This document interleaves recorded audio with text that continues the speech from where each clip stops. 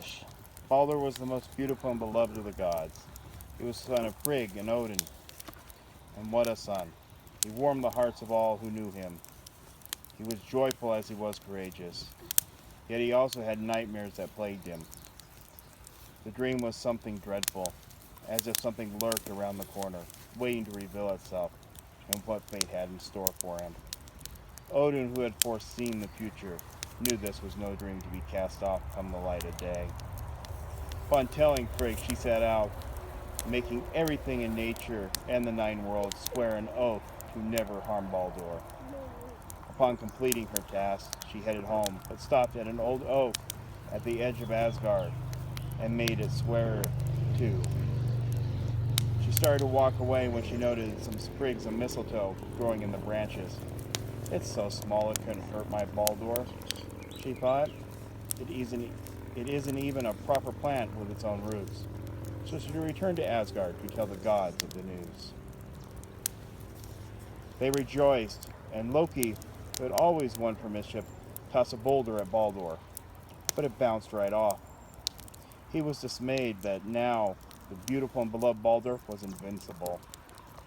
Loki joined in with the other gods, throwing things at Baldur and laughing, but soon he grew tired of the sport, and then angry, for the other gods kept it going. He was so angry he swore to put a stop to it, jealous that Baldur was getting so much attention. So Loki transformed himself into an old woman and approached Frigg, asking if she knew the other gods were trying to kill Baldur. She replied she did, and that all things had sworn oaths to not harm Baldur. Seeing an opportunity, he asked her, "Did everything swear?" "Yes," Frigg replied. "But wait, mistletoe didn't. But it's so small it couldn't hurt him." With that, the old woman who was Loki vanished, and Loki went in search of mistletoe. He came to the same oak tree Frigg had passed on her way home. He plucked the mistletoe from the branch of which it sat. He then sharpened it into a point, laughing the entire time, for he didn't care for Baldur, the perfect god. Upon returning, the gods were still trying to harm Baldur, with all manner of things. Not even Thor's hammer harmed him. Now off in the distance sat poor blind Hodor, with no weapons to throw, nor could he have if he did, for he had no way to aim it. Loki saw a chance again to have some fun. He convinced Hodor to throw the sharpened sprig of mistletoe, and even helped him take aim. It sailed in the air with an almost perfect aim, and all but blind Hodor watched it.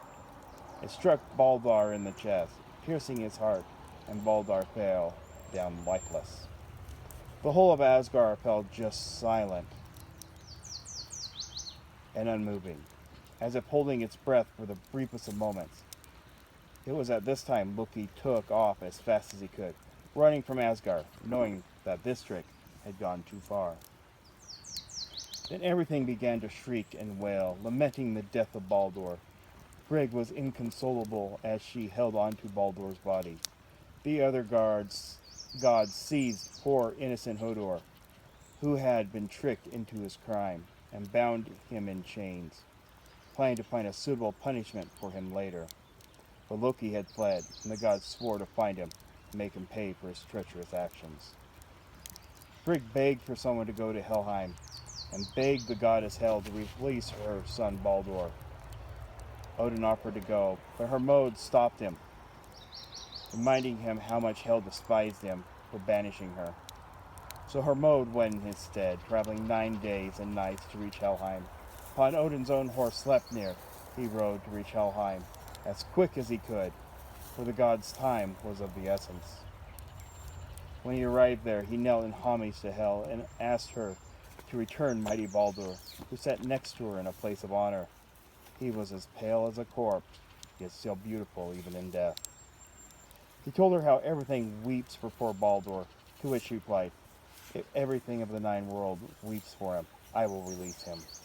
But if anything refuses, he shall stay with me." She smiled as she spoke the words, for she knew of one being who didn't weep, her own father, Loki, who had always been jealous of Baldur. Hermod rode back 9 days and nights to tell the news to the gods.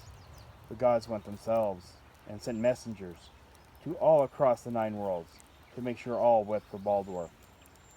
But they found a giantess named Toke, who was actually Loki in disguise.